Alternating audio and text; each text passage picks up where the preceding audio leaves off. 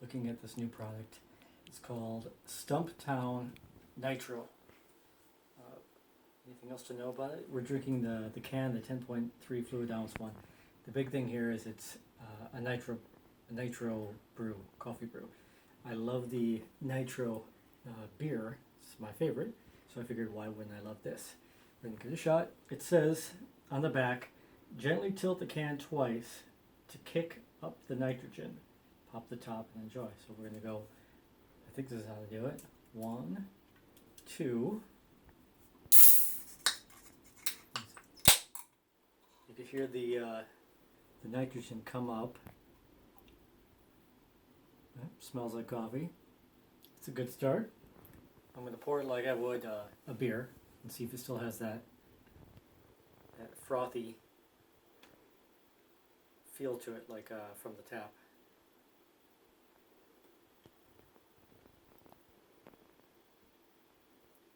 Let's give it a shot. Kind of smells like weak coffee.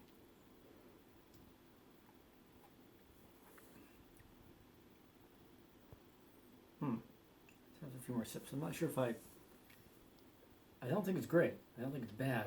It just kind of tastes average.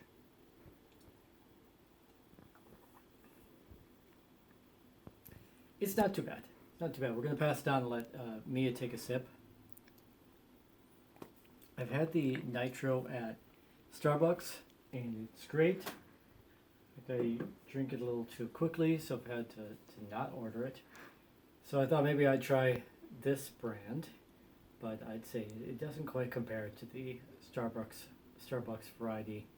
It tastes a little bit boring, I guess, is the right way to put it.